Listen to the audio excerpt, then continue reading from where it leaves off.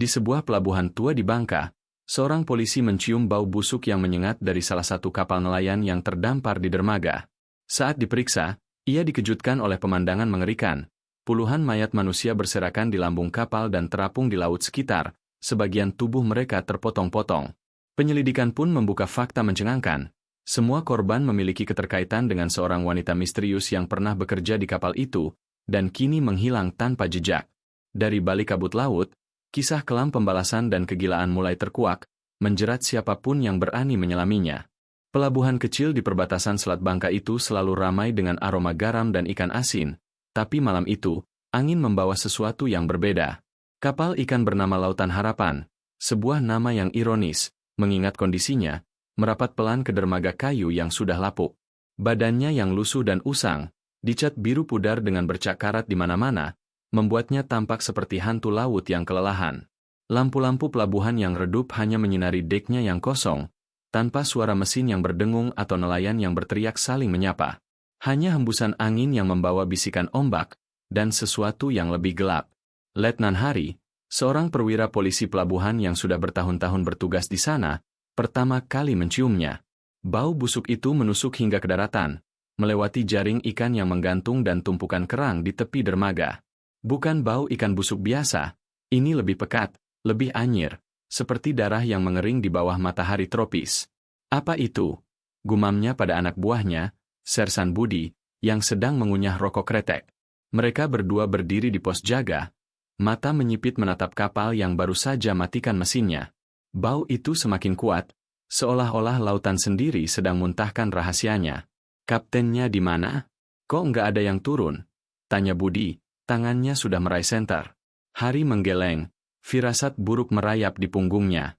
Pelabuhan ini sering jadi pintu masuk bagi penyelundup, ikan ilegal, minyak sawit curian, atau kadang-kadang, sesuatu yang lebih manusiawi. Tapi malam ini, angin dari arah Bangka membawa cerita lama, bisik-bisik tentang kapal hantu yang membawa jiwa-jiwa hilang dari pulau-pulau terpencil. Hari memerintahkan Budi untuk mendekat. Panggil tim cadangan. Kita periksa. Mereka mendayung perahu karet kecil menuju Lautan Harapan. Kapal itu diam membisu, hanya bergoyang pelan mengikuti irama ombak. Saat mereka mendekat, pintu lambung yang terkunci rapat terlihat seperti mulut raksasa yang tertutup. Hari mengetuk dengan gagang pistolnya, tak ada jawaban. Bau itu kini menyesakkan dada, membuat Budi muntah ke laut. Busuk banget, Pak. Kayak mayat ikan yang udah seminggu. Dengan hati-hati, Hari memerintahkan membuka kuncinya paksa. Pintu besi itu berderit panjang, seolah enggan melepaskan apa yang disembunyikannya. Saat tuas terlepas, udara pekat menyembur keluar seperti hembusan napas neraka. Aroma anyir bercampur pembusukan menusuk hidung, membuat mata berair dan tenggorokan tercekat.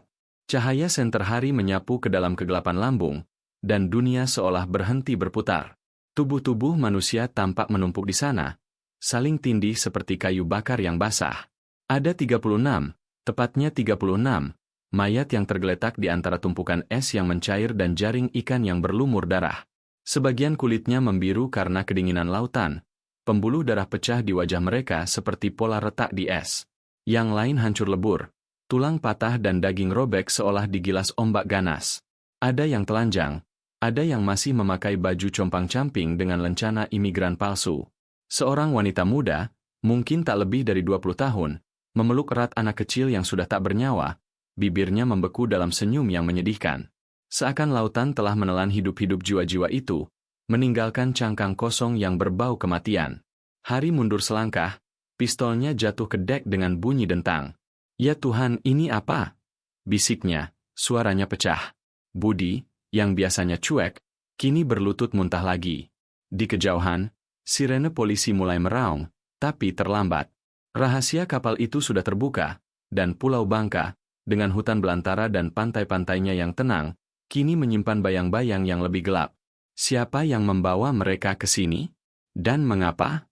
Pagi menyingsing dengan cepat di pelabuhan itu, tapi cahaya matahari tak mampu menghapus kegelapan malam sebelumnya. Tim forensik dari Pangkal Pinang tiba dengan helikopter, membawa tenda-tenda putih dan kamera-kamera yang berkedip. Letnan Hari berdiri di tepi dermaga, rokok di bibirnya sudah padam sejak jam 2 dini hari. Matanya merah karena kurang tidur, tapi pikirannya berputar liar. 36 mayat, kebanyakan perempuan dan anak-anak dari Filipina dan Vietnam, menurut identitas awal. Mereka bukan nelayan, bukan penyelundup biasa. Ini seperti karavan kematian yang sengaja dikirim ke Bangka. Kaptennya kabur, Pak, lapor Sersan Budi, wajahnya pucat seperti mayat di lambung. Cuma ada satu kru yang selamat, dia sembunyi di kabin. Namanya Pak Maman, nelayan lokal dari Belitung. Katanya, kapal ini disewa oleh orang misterius dari Bangka. Mereka bilang bahwa, barang spesial, untuk tambang timah ilegal di pulau. Hari mengangguk pelan, ingatannya melayang ke cerita lama. Pulau Bangka, dengan tambang-tambangnya yang rakus, selalu haus tenaga kerja murah. Tapi ini, 36 nyawa hilang begitu saja? Dia ingat rumor dari nelayan tua, hantu Bangka suka jiwa-jiwa yang tersesat. Mereka tarik ke dasar laut, biar tambangnya makin dalam. Omong kosong, pikirnya. Tapi saat ini, omong kosong itu terasa nyata. Di markas polisi sementara, Pak Maman duduk gemetaran di kursi besi, tangannya di borgol longgar. Saya nggak tahu, Pak. Mereka naik di perairan Filipina, bilang mau ke Singapura. Tapi tiba-tiba badai datang, kapal oleng. Lalu mereka mulai sakit. Demam tinggi, batuk darah. Saya suruh istirahat di lambung, kasih obat. Tapi pagi-pagi, udah gitu semua. Matanya liar, menghindari tatapan hari. Ada yang bilang, itu kutukan. Dari roh-roh tambang di Bangka. Mereka nggak mau orang asing gali timahnya lagi. Hari tak percaya dongeng itu, tapi saat dia periksa log kapal, ada catatan aneh. Koordinat GPS menuju ke sebuah teluk tersembunyi di Bangka Timur, tempat tambang ilegal paling ganas. Dan di antara barang bawaan, ditemukan vial-vial kecil berisi bubuk putih, bukan narkoba, tapi sesuatu yang lebih mengerikan. Racun merkuri dari limbah tambang, yang bisa membunuh pelan-pelan, membuat korban menderita sebelum mati. Malam itu, saat hari pulang ke gubuk kecilnya di pinggir pantai, angin membawa bisik-bisik lagi. Dari kejauhan, Pulau Bangka tampak seperti siluet hitam, menyimpan rahasia yang lebih dalam. Siapa pemilik tambang itu? Dan berapa banyak lagi kapal seperti Lautan Harapan yang sedang mengapung di lautan, membawa jiwa-jiwa tak berdosa? Hari tahu, ini baru permulaan. Kematian 36 itu bukan akhir.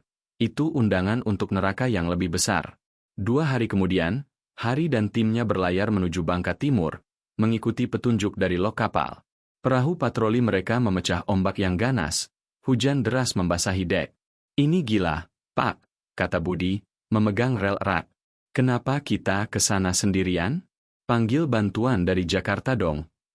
Hari diam, matanya tertuju pada peta tua yang kusut. Teluk tersembunyi, sebuah curug pantai yang dilarang masuk, dikuasai oleh sindikat tambang ilegal. 2 hari kemudian, Hari dan timnya berlayar menuju Bangka Timur, mengikuti petunjuk dari log kapal. Perahu patroli mereka memecah ombak yang ganas, hujan deras membasahi dek. Ini gila, Pak, kata Budi, memegang rel erat. Kenapa kita ke sana sendirian? Panggil bantuan dari Jakarta dong. Hari diam, matanya tertuju pada peta tua yang kusut. Teluk tersembunyi, sebuah curug pantai yang dilarang masuk, dikuasai oleh sindikat tambang ilegal. Pantai itu tak berpasir putih seperti postcard wisata, hanya bebatuan tajam dan pohon-pohon bakau yang merangkak seperti tangan skeletal. Di tengahnya, mulut tambang terbuka lebar, diterangi obor-obor redup. Tiba-tiba, suara deru mesin terdengar. Sebuah kapal serupa Lautan Harapan muncul dari balik tebing, lambungnya penuh dengan apa? Bau busuk itu kembali, samar tapi familiar. Mereka mengejar, tembakan peringatan menggelegar. Tapi kapal itu lincah, menghilang ke dalam kabut. Saat Hari mendarat di pantai, dia menemukan jejak kaki, puluhan, campur aduk dengan noda darah segar. Di dekat mulut tambang, sebuah gua kecil menyimpan rahasia terburuk. Dindingnya penuh ukiran kuno, simbol roh penjaga Bangka yang marah. Dan di lantai, sebuah buku catatan, daftar nama-nama, termasuk 36 korban, ditandai dengan tanda silang. Di halaman terakhir, tulisan tangan gemetar, mereka datang lagi. Kapal berikutnya membawa 50. Hentikan sebelum roh bangun. Hari merinding. Ini bukan sekadar penyelundupan. Ini ritual. Sindikat Pak Tua menggunakan imigran sebagai korban untuk menenangkan roh tambang, agar timah mengalir deras. Tapi saat malam tiba, suara jeritan samar terdengar dari dalam gua. Bukan angin. Bukan imajinasi. Itu jeritan nyata, dari jiwa-jiwa yang belum mati sepenuhnya. Apa yang akan Hari temukan di kedalaman tambang itu? Dan bisakah dia hentikan kapal berikutnya sebelum bangka menelan lebih banyak nyawa? Rahasia pulau mengerikan ini baru saja dimulai. Jeritan itu bergema lagi, samar tapi menusuk, seperti pisau yang mengiris kabut malam. Letnan Hari berdiri di mulut gua, senter di tangannya gemetar, menyinari dinding batu yang basah dan licin. Udara di dalam terasa lebih dingin dari lautan, bercampur bau amis tanah basah dan sesuatu yang manis, seperti darah segar yang bercampur madu busuk. Budi, yang kini memegang senapan dengan tangan basah keringat, berbisik, "Pak, itu suara manusia enggak? Atau roh?" Hari tak menjawab. Pikirannya tertuju pada buku catatan yang kini tergenggamnya erat. Daftar nama-nama itu, 36 nama yang sudah dicoret, dan 50 lagi yang menunggu. Setiap nama disertai catatan singkat, korban 17, wanita, 22 tahun, dibayar 500.000 untuk pekerjaan tambang. Tapi yang membuatnya merinding adalah simbol di sampingnya, lingkaran dengan garis melengkung, seperti ombak yang menelan bulan. Simbol roh bangka, katanya dukun lokal, penjaga timah yang haus darah asing. Mereka maju pelan, sepatu bot mereka menciprat genangan air yang tak jelas sumbernya. Gua itu sempit, tapi semakin dalam, semakin lebar, seperti rahim bumi yang membuka diri untuk melahirkan mimpi buruk. Dindingnya penuh ukiran kuno, gambar kapal-kapal hantu, nelayan yang tenggelam, dan sosok raksasa dengan mata bercahaya. Pak tua, mungkin? Atau sesuatu yang lebih tua? Tiba-tiba, jeritan itu berhenti, digantikan suara tetesan air yang ritmis, seperti detak jantung yang sekarat. Di ujung terowongan, cahaya redup menyambut mereka, obor-obor yang dipasang di rel tambang tua. Mereka tiba di ruang besar. Langit-langitnya tinggi seperti katedral bawah tanah. Di tengahnya, tumpukan timah mentah bersinar samar, dikelilingi alat-alat tambang yang berkarat. Tapi yang membuat Hari terpaku adalah pemandangan di pojok. Puluhan orang, mungkin 40 atau lebih, berlutut di lantai berlumpur, tangan mereka diborgol ke rantai besi yang tertanam di dinding. Wajah mereka pucat, mata cekung, kulitnya berbintik-bintik hitam dari racun merkuri. Mereka adalah kapal berikutnya. Imigran dari Myanmar dan Kamboja, dibohongi janji pekerjaan, kini dijadikan budak untuk gali timah ilegal. Salah satu dari mereka, seorang pria kurus dengan luka parut di dada, mengangkat kepala. "Tolong air," bisiknya dalam bahasa yang campur aduk, suaranya serak seperti daun kering. Hari berlutut, menuang air dari botolnya ke mulut pria itu. "Siapa yang bawa kalian ke sini?" tanya Hari pelan. Pria itu tertawa pahit. Darah menetes dari bibirnya. "Pak tua," dia bilang, "tambang ini lapar. Rohnya butuh korban biar timah keluar deras. Mereka matiin satu-satu, campur darahnya ke tanah. Yang mati kemarin jeritannya masih bergema." Budi mundur. Senapannya teracung ke kegelapan. "Ini gila, Pak. Kita harus kabur. Panggil bala bantuan." Tapi sebelum Hari bisa menjawab, suara langkah berat terdengar dari terowongan samping. Bayangan panjang muncul, seorang pria tua, kurus tapi tegap, mengenakan sarung lusuh dan topi lebar ala nahoda lama. "Pak tua." Di tangannya, sebuah parang berkarat, dan di belakangnya, 3 preman berbadan besar dengan senjata rakitan. "Malam yang indah untuk berburu, Letnan," kata Pak tua dengan suara serak, seperti angin lewat celah batu. Matanya hitam pekat, tanpa pupil, seolah menelan cahaya. "Kalian terlambat. Ritual sudah dimulai. 36 jiwa kemarin cuma selera pembuka. Roh bangka haus lebih banyak. Mereka yang datang dari laut darahnya manis untuk timah." Hari bangkit. Pistolnya siap. "Ini akhirnya, tua. Korban-korban ini bebas sekarang." Tapi Pak tua hanya tersenyum. Giginya kuning seperti timah tua. "Bebas? Oh, tidak. Mereka sudah bagian dari pulau." Dengar jeritannya? Itu bukan mereka. Itu roh yang bangun. Saat kata-katanya bergema, tanah bergoyang pelan. Debu jatuh dari langit-langit, dan dari kegelapan, suara jeritan ribuan jiwa terdengar. Bukan satu, tapi serempak, seperti ombak yang menghantam pantai jiwa. Tembakan pertama meledak. Kekacauan pun dimulai. Ledakan tembakan itu membelah kegelapan seperti petir di gua. Budi menembak pertama, pelurunya mengenai bahu salah satu preman, yang jatuh dengan jeritan menggelegar. Hari menyelam ke balik tumpukan timah, menarik pria kurus tadi bersamanya. "Lari! Cari jalan keluar!"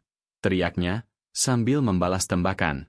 Peluru Pak Tua nyaris menggores lengannya, meninggalkan garis panas yang terbakar seperti racun.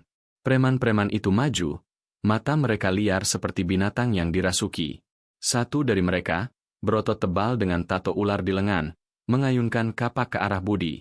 Sersan itu menghindar, tapi tanah licin membuatnya tergelincir. "Pak, bantu!" jeritnya. Hari menembak, tapi senjatanya macet, peluru terakhir. Dengan parang curian dari preman yang jatuh, dia menusuk, darah muncrat panas ke wajahnya. Bau anyir itu kembali, mengingatkannya pada lambung kapal. Pak Tua tak ikut bertarung. Dia berdiri di tengah ruang, mulutnya bergumam mantra kuno dalam bahasa Melayu lama. "Roh bangka, terima korbanmu. Biar timah mengalir, biar laut memberi jiwa."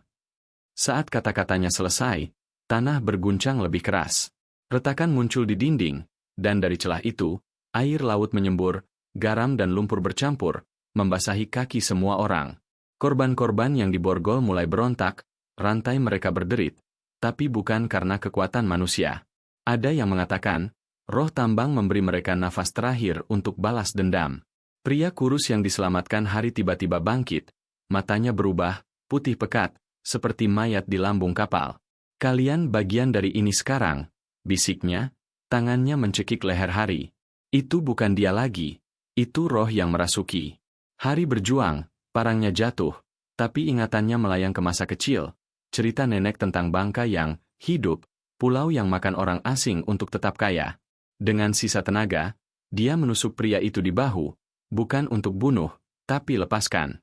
Roh itu keluar dengan hembusan angin dingin, membuat pria itu ambruk, napasnya kembali normal. Di tengah kekacauan, Budi berhasil menembak Pak Tua di kaki. Pria tua itu jatuh berlutut, tapi bukannya kesakitan, dia tertawa.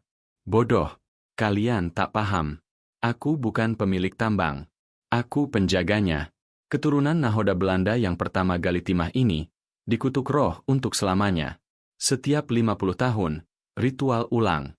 36 kemarin? Itu cuma isyarat. Kapal besar datang besok, 200 jiwa dari seluruh Asia. Mereka akan isi tambang ini dengan darah, dan timah akan mengalir seperti sungai. Hari mendekat, pistol kosongnya kini diganti borgol. "Akhir ritualmu, Tua."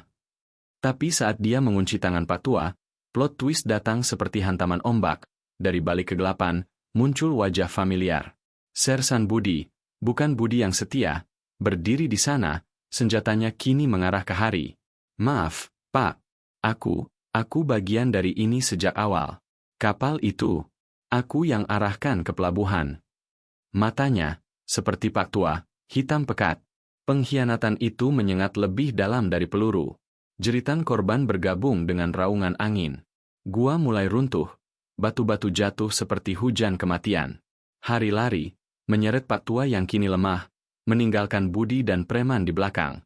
Saat mereka keluar ke pantai, fajar menyingsing, tapi laut di depan sudah gelap. Sebuah kapal besar mengapung di horizon, lampunya berkedip seperti mata setan. 200 jiwa di dalamnya, menunggu nasib yang sama. Pantai Teluk tersembunyi itu seperti rahang bumi yang setengah terbuka, siap mengunyah apapun yang jatuh ke dalamnya. Hari menyeret Pak Tua dengan borgol yang menggigit pergelangan tangan pria tua itu. Darah segar menetes dari luka tembak di kakinya, meninggalkan jejak merah panjang di pasir basah. Udara pagi yang seharusnya segar kini terasa seperti hembusan napas busuk dari gua, campuran lumpur, darah, dan jeritan yang masih bergema di telinga Hari. Di belakang, gua runtuh dengan gemuruh yang menggetarkan tulang, menelan Budi dan preman-preman itu dalam kuburan batu yang layak untuk pengkhianat. Tapi Hari tahu, Budi tak mati begitu saja. Pengkhianatan itu seperti duri yang tertanam dalam dada, menggerogoti bukan hanya daging, tapi jiwa. Sisi terdalam manusia yang haus akan kekuasaan, yang rela mengorbankan saudara demi sepotong timah mengkilap. Pak Tua tertawa pelan, suaranya seperti gesekan tulang kering. "Kau pikir kau menang, Letnan? Budi, dia bukan yang pertama. Setiap orang di pulau ini punya rahasia. Istrimu, anakmu, mereka juga tahu. Tambang ini bukan cuma gali timah. Ia gali hati manusia, keluarkan yang paling hitam. Hari menghentikan langkahnya, tinju terkepal hingga kuku menusuk telapak tangan. Kata-kata itu seperti pisau yang menusuk tepat di luka lama. Istrinya yang meninggal 2 tahun lalu karena kecelakaan di tambang legal, katanya. Tapi sekarang, keraguan merayap, apakah itu juga ritual? Apakah dia, Hari, buta oleh cinta, membiarkan kegelapan menyusup ke rumahnya sendiri? Mereka mencapai perahu patroli. Mesinnya meraung saat Hari menyalakannya. Pak tua dibanting ke dek, wajahnya menghantam kayu keras hingga hidungnya pecah. Darah muncrat seperti cat merah di kanvas putih. Ceritakan semuanya, sialan. Bentak Hari, lututnya menekan dada pria tua itu, merasakan tulang rusuk yang rapuh bergeser di bawah tekanan. Pak tua tersedak, tapi matanya, mata hitam itu, penuh kemenangan. Kau mau tahu sisi terdalam? Ini, setiap korban di kapal itu bukan mati karena badai atau racun. Mereka dipaksa saling bunuh. Kami beri mereka pisau, suruh pilih, bunuh temanmu, atau mati bareng. Yang menang? Mereka yang paling kejam. Seorang ayah potong leher anaknya sendiri demi selamat. Seorang saudara perempuan cabik perut kakaknya, tarik ususnya keluar sambil jerit, maaf, tapi aku harus hidup. Itu yang roh bangka suka. Bukan darah, tapi pengkhianatan. Jiwa yang hancur dari dalam.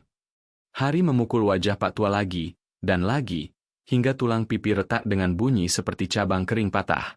Darahnya membasahi tangan Hari, hangat dan lengket, tapi bukannya puas, itu membangkitkan sesuatu yang gelap di dalam dirinya. Nafsu untuk hancurkan, untuk rasakan apa yang dirasakan korban-korban itu.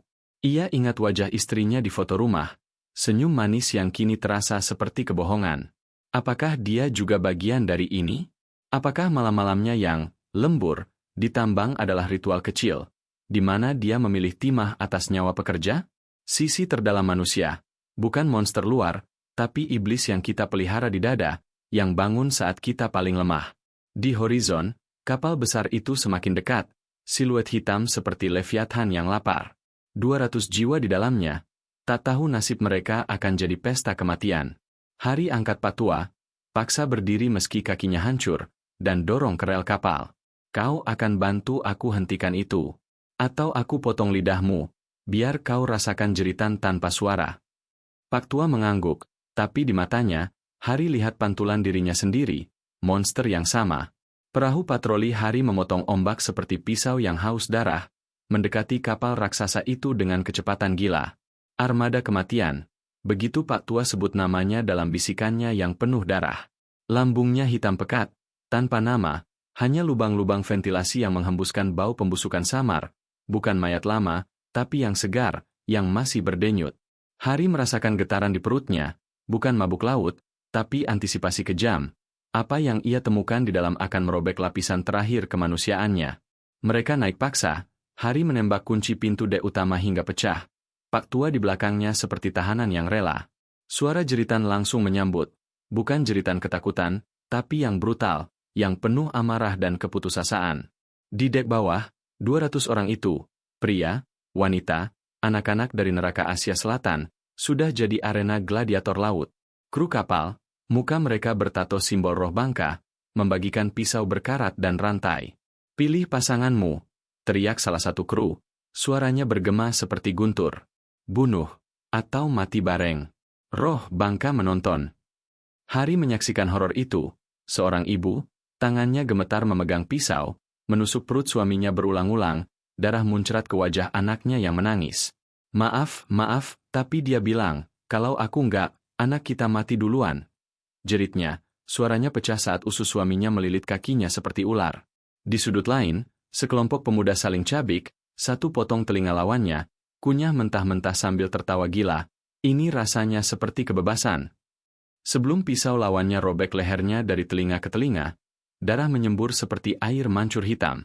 Anak-anak tak luput, seorang bocah 10 tahun, dipaksa tusuk saudaranya sendiri, matanya kosong saat darah saudaranya membasahi tangannya yang kecil.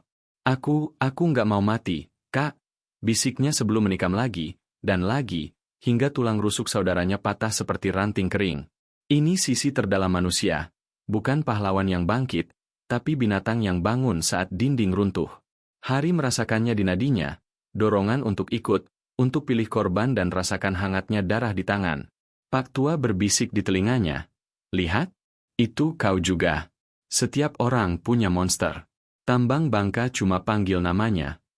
Hari dorong Pak Tua maju, paksa pria tua itu hadapi kekacauan. Kru menyerang, tapi Hari tembak satu persatu, peluru menghancurkan lutut, bahu, membuat mereka merangkak di genangan darah mereka sendiri, jerit minta ampun yang tak didengar. Tapi plot kejam datang dari dalam. Pak Tua, dengan sisa tenaga, ambil pisau dari mayat kru dan tusuk punggung Hari. Bukan fatal, tapi dalam, robek daging hingga otot terlihat, darah panas mengalir ke pinggang. Kau pikir aku tahanan? Aku umpan. Tawa Pak Tua, matanya kini penuh cahaya roh. Ritual ini butuh pengkhianat dari pihak baik. Kau, Letnan, kau korban ke-201. Darah polisi manis untuk roh. Hari jatuh berlutut, rasa sakit membakar seperti api neraka, tapi bukannya menyerah, ia balas. Tangannya meraih leher Pak Tua, remas hingga tulang hiuit patah dengan bunyi renyah. Lalu tarik pisau dari punggungnya sendiri dan tusuk mata Pak Tua. Bukan satu, tapi keduanya, dorong hingga otaknya tercabik. Pria tua itu ambruk, tubuhnya kejang, urin dan darah bercampur di dek, mati dengan senyum yang menyayat. Sekarang kau bagian dari kami. Hari bangkit, darahnya sendiri menetes, tapi matanya kini hitam, sama seperti mereka. Ia tembak sisa kru, lalu hadapi korban-korban yang selamat, bukan selamatkan, tapi akhiri. Ini belas kasihan, bisiknya pada seorang wanita yang memeluk mayat anaknya. Pisau Hari menusuk hatinya pelan, biar ia rasakan akhir yang tenang di tengah neraka. Lautan di sekitar kapal mulai bergolak, ombak naik seperti tangan roh yang marah, tapi Hari tak peduli. Ia bakar kapal itu, bensin dari tangki kru, api menjilat mayat-mayat, jeritan terakhir bergabung dengan raungan api. Saat perahu patroli menjauh, Hari lihat Bangka di horizon, pulau yang kini panggil namanya. Sisi terdalamnya sudah terbuka, bukan pahlawan, tapi algojo. Dan kapal berikutnya? Ia tahu, ia akan jemput sendiri. Kembali ke pelabuhan, Hari tak lapor. Ia kunci Pak Tua yang sudah mati di bagasi mobil, bawa ke gubuknya di pinggir pantai. Di sana, ia gali lubang, bukan kubur, tapi altar. Ia potong tubuh Pak Tua jadi potong-potong kecil, dagingnya dicampur tanah dari pantai, tulangnya ditumbuk jadi bubuk yang disebar ke laut. Ini untukmu, Bangka, gumamnya. Tangannya gemetar bukan karena jijik, tapi euforia, rasa sakit yang manis, seperti orgasme kematian. Sisi terdalam, manusia bukan ciptaan Tuhan, tapi kesalahan alam, haus akan kehancuran untuk isi kekosongan jiwa. Malam itu, angin bawa bisik, nama-nama baru, kapal baru. Hari senyum, ambil pistolnya. Ia bukan lagi letnan. Ia Bangka itu sendiri, kejam, brutal, menyayat hati hingga yang tersisa cuma darah dan timah. Hujan deras turun di gubuk Hari seperti air mata langit yang tak pernah kering, membasahi atap daun nipah hingga berderit seperti napas terengah.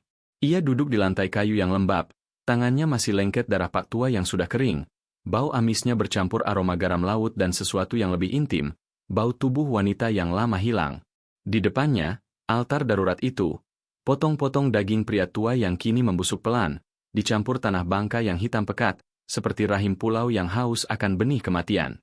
Hari menyentuhnya, jarinya menyelusuri tekstur lembek itu, dan tiba-tiba, kenangan menyergap seperti ombak yang membawa mayat ke pantai.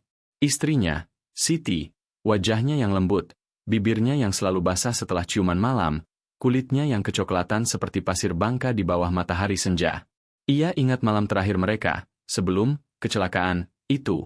Tubuh Siti melengkung di atasnya, rambutnya menjuntai seperti tirai hitam yang menutup dunia, pinggulnya bergoyang pelan dengan ritme ombak di luar jendela. Kau milikku selamanya, bisiknya saat klimaks datang, kuku-kukunya menggores punggung Hari hingga berdarah tipis, campuran sakit dan kenikmatan yang membuatnya mengerang. Tapi sekarang, sentuhan itu terasa salah, seperti racun merkuri yang merayap pelan, membakar dari dalam. Apakah itu cinta, atau ritual pertama yang tak ia sadari? Twist datang seperti hembusan angin malam yang membawa bau bunga Kamboja busuk. Dari balik pintu gubuk, ketukan pelan. Hari bangkit, pistol di tangan. Tapi saat ia buka pintu, hujan membasahi sosok yang berdiri di ambang. Wanita itu, dari kapal armada kematian. Yang selamat satu-satunya, yang ia belaskan dengan pisau pelan tadi, tapi entah bagaimana, darahnya tak mengalir deras. Namanya Lina, katanya, dari Vietnam, mata almondnya hitam seperti gua Bangka, bibirnya pecah-pecah tapi penuh undangan gelap. Tubuhnya basah kuyup, kain compang-camping menempel di lekuk payudaranya yang naik turun cepat. Putingnya samar terlihat seperti rahasia yang haus disentuh. Kau tak bunuh aku, bisiknya dalam bahasa campur, suaranya seperti desah erotis yang melankolis, penuh penyesalan atas nyawa yang hilang. Roh bilang, kau butuh aku. Untuk ingat. Hari mundur, tapi matanya tak bisa lepas, dari garis lehernya yang basah, dari pinggulnya yang melengkung seperti ombak yang siap telan. Ini bukan nafsu biasa, ini tensi yang menyayat, seperti benang halus yang tarik jiwa ke jurang. Lina maju, tangannya menyentuh dada Hari, jari-jarinya dingin seperti mayat di lambung kapal, tapi hangat di ujungnya, seperti janji kenikmatan terlarang. Istri kau, Siti, dia ajari aku ritual. Ditambang, sebelum kau datang. Dia hidup, Letnan. Dia bos sekarang. Pak tua cuma boneka. Siti yang pilih korban, wanita seperti aku, yang mirip dia muda. Biar roh puas, biar timah mengalir dari darah dan hasrat. Kata-kata itu seperti pisau yang potong pelan, bukan daging, tapi ikatan terdalam Hari, cinta yang ia pegang sebagai jangkar di lautan kegilaan. Siti, wanita yang ia peluk setiap malam, yang tubuhnya ia hafal seperti peta pulau, ternyata Algojo. Gambar melintas, Siti di gua, telanjang di altar timah, dikelilingi korban-korban yang dipaksa sentuh dia, lidah mereka menjelajah kulitnya yang berkeringat, erotis ritualistik di mana klimaks adalah jeritan kematian. Dia bilang, kau terlalu lemah untuk tahu, lanjut Lina, bibirnya mendekat, napasnya panas di leher Hari. Tapi sekarang, kau harus rasakan.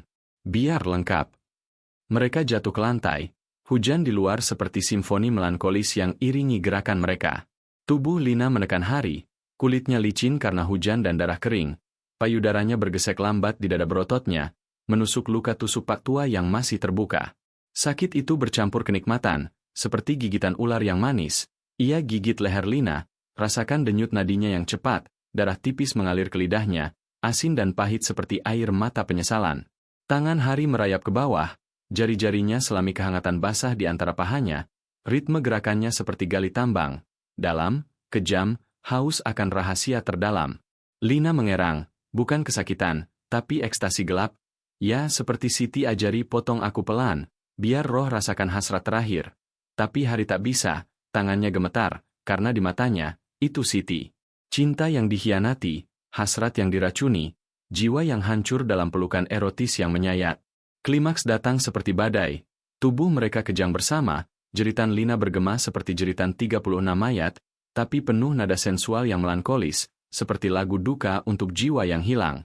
Hari menangis di bahunya, air matanya bercampur keringat mereka, menyadari sisi terdalamnya, bukan pahlawan atau monster, tapi pecundang yang haus akan cinta meski tahu itu racun. Kenapa dia tinggalkan aku begini? Bisiknya, suaranya pecah. Lina tersenyum pahit, jarinya usap bibir Hari yang berdarah. Karena Bangka tak kasih pilihan. Hanya telan, atau jadi bagian dari rahangnya. Pagi menyingsing dengan cahaya abu-abu, seperti kulit mayat yang basah. Lina pergi saat Hari tertidur lelap, meninggalkan catatan di altar. Temui Siti di teluk tersembunyi malam ini. Bawa hasratmu. Atau roh akan ambil anakmu yang kau sembunyikan. Anak. Hari tak punya anak, atau begitulah yang ia pikir. Tapi ingatan menyergap lagi. Siti hamil sekali, tapi, keguguran, katanya. Twist yang lebih gelap, anak itu hidup, disembunyikan di pelukan Bangka, korban kecil untuk ritual selanjutnya. Hari berlayar kembali ke teluk, hati berat seperti timah mentah. Di pantai, Siti menunggu, telanjang di bawah bulan, tubuhnya masih seperti dulu, tapi mata hitam pekat, penuh roh. Kau datang, sayang, bisiknya, suaranya seperti desah malam-malam mereka, tapi kini bercampur nada perintah kejam. Ia dekati Hari, tangannya selami rambutnya, tarik pelan hingga lehernya terbuka, bibirnya gigit lembut tapi dalam, darah tipis mengalir. Aku lakukan ini untuk kita. Tambang haus, tapi rohnya beri kita keabadian, dalam hasrat yang tak mati. Mereka bersatu di pasir basah, Erotis yang melankolis, Siti di atasnya, gerakannya lambat seperti tarian duka, payudaranya bergoyang dengan ritme ombak, tangannya remas leher Hari pelan, batasi napasnya hingga dunia gelap dan penuh bintang kenikmatan. Rasakan ini sisi terdalam kita, desahnya, kuku-kukunya gores dada Hari, darah mengalir seperti sungai timah. Tapi di tengah ekstasi, twist menyayat, di balik batu, anak laki-laki kecil berdiri, mata polosnya saksikan, anak mereka, yang Siti, selamatkan, dengan beri ke roh, kini budak kecil yang haus darah ibunya. Mama, Papa, bisiknya, tapi suaranya bergema seperti jeritan masa depan. Hari berontak, tapi Siti tahan. Klimaks mereka datang bersamaan dengan raungan roh bangka, tanah bergoyang, ombak naik, telan tubuh kecil itu ke laut. Penyesalan menyayat jiwa Hari seperti pisau panas. Cinta yang erotis kini jadi kuburan, hasrat yang melankolis jadi belenggu. Ia tusuk Siti di dada, pelan, biar ia rasakan sakit yang sama. Darahnya hangat di tangan Hari, campur keringat mereka, tapi matanya tersenyum. Sekarang, kau bos baru. Bangka milikmu. Dengan anak kita di dasar laut. Hari sendirian di pantai, hujan deras lagi, tubuhnya telanjang dan berdarah, jiwa hancur dalam pelukan kosong. Pulau Bangka bisik namanya, undang untuk ritual berikutnya, tapi kali ini, hasratnya tak lagi manis. Hanya gelap, sensual, dan abadi. Malam di teluk tersembunyi tak pernah sunyi, angin Bangka selalu bisik rahasia, tapi kini bisikannya seperti desah kekasih yang haus darah, lembut, menggoda, tapi siap gigit hingga tulang. Hari berdiri di tepi air, pasir basah menempel di kulit telanjangnya yang masih lengket darah Siti, luka di dadanya berdenyut seperti jantung kedua yang tak mau diam. Anak mereka, bayi laki-laki yang kini entah di dasar laut atau rahim roh Bangka, menjadi benih terakhir yang hancurkan jiwanya. Tapi kekosongan itu tak tahan lama, pulau memanggil lagi, kali ini dengan janji yang lebih kejam, bukan hanya imigran asing, tapi warga desa sendiri, mereka yang tak berdosa, tetangga yang dulu saling pinjam garam, yang kini jadi korban untuk isi tambang dengan darah lokal, biar roh puas dengan pengkhianatan yang paling intim. Desa kecil di lereng Bangka Timur, bernama Kampung Air Hitam, adalah korban berikutnya. 150 jiwa, petani karet, nelayan miskin, ibu-ibu yang gosip di sumur, yang tak tahu nasib mereka sudah ditentukan sejak Hari kembali sebagai bos baru. Ia tak lagi letnan, roh pulau beri dia kekuasaan, tapi bayarannya adalah hasrat yang membusuk. Setiap malam, mimpi erotis Siti datang, tubuhnya meliuk di altar timah, memanggil Hari untuk gali lebih dalam, bukan timah, tapi jiwa desa itu. Ambil mereka, bisik Siti dalam mimpi, bibirnya basah darah, tangannya selami celah Hari dengan jari-jari yang dingin seperti ular merkuri. Buat ritual baru, paksa mereka rasakan cinta yang kejam, biar darahnya manis. Pagi itu, Hari turun ke desa dengan truk tua yang bau amis, diikuti preman baru, bekas kru kapal yang selamat, mata mereka hitam seperti miliknya. Warga desa menyambut dengan senyum ragu. Mereka ingat Hari sebagai polisi baik hati yang bagi rokok di warung kopi. Tapi saat ia umumkan, pesta panen, di balai desa, janji makanan gratis dan lotre tanah, mereka datang, tak curiga. 150 orang, anak-anak lari-larian, bapak-bapak dengan sarung lusuh, ibu-ibu dengan kain batik pudar yang menempel basah di lekuk tubuh mereka setelah hujan. Tak berdosa, ya, mereka yang berdoa di masjid kecil, yang cerita dongeng roh Bangka ke anak cucu sebagai tahayul, tak tahu roh itu kini punya wajah Hari. Ritual dimulai saat matahari tenggelam, balai desa berubah jadi arena gelap, obor-obor menyala, asapnya bercampur bau keringat dan garam, dinding bambu bergema suara gamelan tua yang dimainkan preman, irama lambat, sensual, seperti detak pinggul yang haus. Hari berdiri di tengah, telanjang dada, luka tusuknya masih terbuka seperti undangan, darah tipis mengalir pelan ke perutnya yang berotot.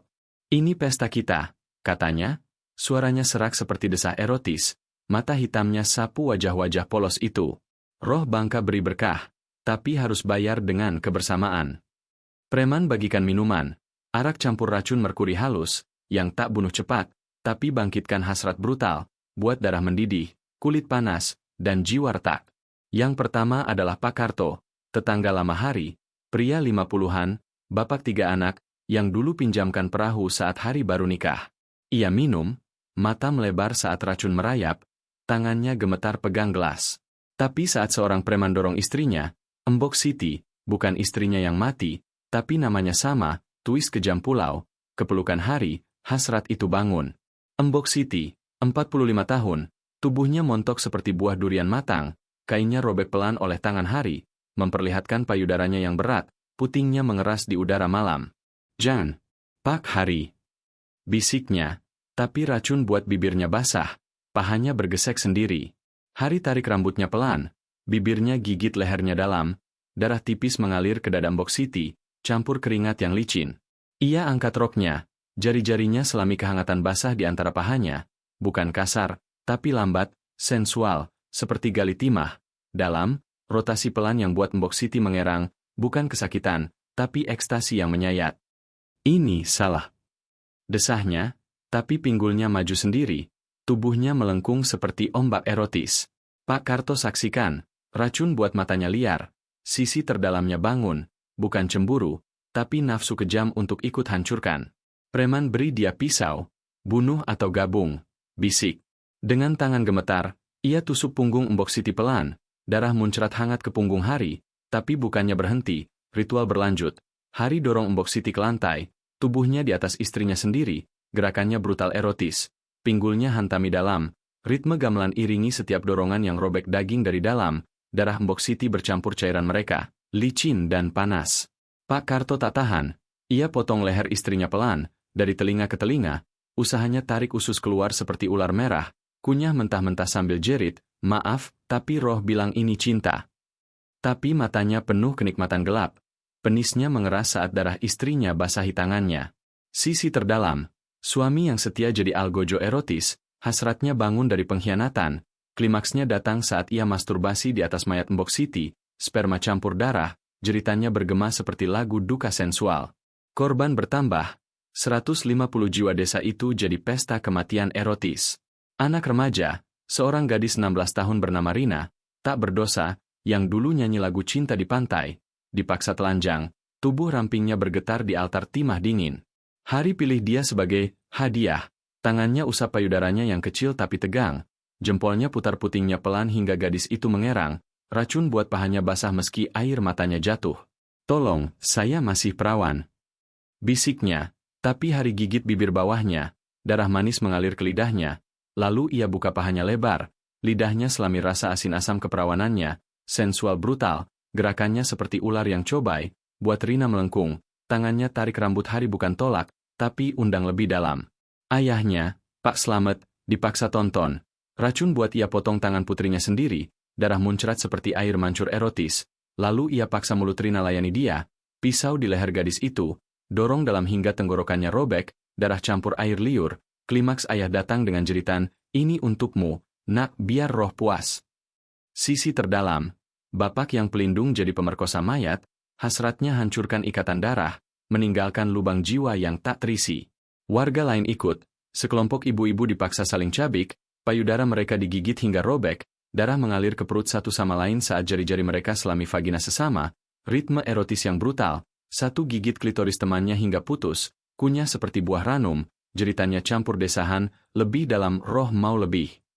Anak-anak kecil tak luput, bocah 8 tahun dipaksa tonton ibunya digilir preman, lalu racun buat tangan kecilnya tusuk mata ibunya, darah muncrat ke wajah polosnya, dan dalam kepolosan yang retak, ia sentuh dirinya sendiri, imitasi hasrat dewasa yang menyayat, sisi terdalam anak, kehilangan masa kecil dalam pelukan kematian sensual. Hari di tengah itu semua, tubuhnya jadi pusat, wanita desa bergantian naiknya, pahanya basah darah dan racun, gerakannya lambat erotis seperti tarian melankolis, setiap klimaks buat tanah bergoyang, timah muncul dari retakan seperti sperma pulau. Tapi di balik ekstasi, penyesalan menyayat, setiap desahan yang ia dengar seperti jeritan Siti, setiap darah yang basahi kulitnya seperti air mata anaknya. "Ini aku," bisiknya saat seorang nenek desa, tubuh keriputnya tapi hasratnya liar, gigit bahunya hingga daging robek, naiknya dengan pinggul yang hantami kejam, klimaksnya datang dengan remas leher Hari hingga penglihatan gelap. Sisi terdalamnya, Hari bukan bos, tapi budak, haus akan erotis brutal untuk isi kekosongan, tapi setiap orgasme cuma gali lubang lebih dalam di jiwanya. Saat fajar datang, desa air hitam jadi kuburan erotis, 150 mayat bertumpuk, tubuh telanjang saling tindih dalam pose hasrat terakhir, tangan di vagina, mulut di leher, darah kering seperti lukisan sensual neraka. Hari berdiri di tengah, telanjang dan berdarah, angin bangka bisik lagi, lebih banyak desa berikutnya. Tapi kali ini, bisik itu seperti desah Siti, menggoda, menyayat, abadi. Ritual desa itu bangkitkan roh bangka lebih ganas. Tanah muntah timah deras, tapi hausnya tak terpuaskan. Hari tahu, korban warga tak berdosa itu cuma permulaan. Pulau mau seluruh Bangka, satu desa demi satu, hingga lautan darah erotis banjiri selat. Malam berikutnya, mimpi Siti datang lagi. Tubuhnya muncul dari pasir, telanjang dan basah, tangannya tarik hari ke gua, di mana mayat desa bangkit sebagai hantu sensual. Wanita-wanita itu sentuh dia, jari-jari dingin selami setiap celah tubuhnya, gigit payudaranya sendiri yang robek, desah, gabung kami rasakan abadi. Klimaks mimpi itu brutal. Siti potong penis hari pelan dengan kuku, darah muncrat seperti sungai timah, tapi bukannya sakit, itu ekstasi melankolis yang buat ia bangun dengan ereksi berdarah, tangannya masturbasi di atas altar mayat desa, sperma campur darah anak kecil, jeritannya campur tangis, maafkan aku, tapi ini cinta pulau. Sisi terdalam manusia terbuka lebar, bukan monster lahir, tapi yang tumbuh dari benih hasrat, erotis yang brutal, sensual yang menyayat, di mana pengkhianatan jadi orgasme terbesar. Hari lanjut, desa berikutnya menunggu, tapi di hatinya, lubang itu makin dalam. Apakah ia selamatkan Bangka, atau telan dirinya sendiri dalam pelukan gelap yang tak pernah usai? Malam purnama di teluk tersembunyi adalah puncak kegilaan Bangka. Bulan menggantung seperti mata raksasa yang haus, cahayanya samar menyinari gua yang kini jadi katedral neraka erotis. Tanah pulau bergolak pelan, seperti napas kekasih yang terengah, muntahkan timah mentah yang mengkilap seperti sperma darah. Hari tahu, ritual desa air hitam, 150 jiwa dewasa yang tak berdosa, tetangga yang dulu saling sapa di pasar, kini jadi mayat bertumpuk dalam pose sensual brutal, adalah undangan terakhir. Roh Bangka haus puncak, darahnya sendiri, dicampur hasrat Siti yang tak mati, untuk lahirkan sesuatu yang baru. Tapi klimaks ini bukan akhir. Ia merobek sisi terdalam manusia, bukan dengan pisau, tapi dengan sentuhan yang lambat, gigitan yang manis, dorongan yang hancurkan ikatan jiwa hingga yang tersisa cuma lubang kosong yang haus lagi. Hari turun ke gua sendirian, telanjang sepenuhnya, tubuhnya penuh luka ritual, goresan kuku wanita desa yang mencakar punggungnya seperti harimau betina, gigitan embok Siti di bahunya yang masih berdarah tipis, dan luka tusuk pak tua yang kini jadi tato permanen, garis merah yang berdenyut seperti vena hasrat. Udara gua pekat bau keringat, darah, dan mask erotis, aroma vagina basah campur darah segar, seperti parfum neraka yang menggoda.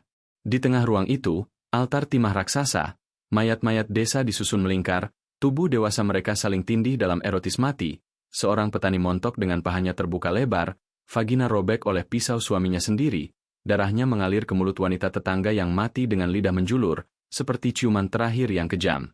Preman-preman setia hari, bekas kru kapal, badan mereka bertato simbol ombak, berdiri di pinggir, penis mereka mengeras tapi tak disentuh, mata hitam penuh antisipasi sadis. Tapi twist klimaks datang dari kegelapan. Siti bangkit dari tumpukan mayat, bukan hantu, tapi daging sungguhan. Tubuhnya direkatkan kembali oleh roh pulau, kulitnya mulus lagi, payudaranya tegang seperti buah ranum yang haus digigit, pahanya licin darah desa yang mengalir seperti minyak erotis. Kau pikir kau bos? Bisiknya. Suaranya seperti desah lambat yang merayap ke telinga hari, napasnya panas di lehernya. Ia maju, tangannya selami dada hari, jari-jarinya putar-putingnya pelan tapi kejam, dorong kuku hingga kulit robek, darah tipis mengalir ke perutnya, campur keringat yang membuat sentuhan itu licin sensual. Kau cuma umpan.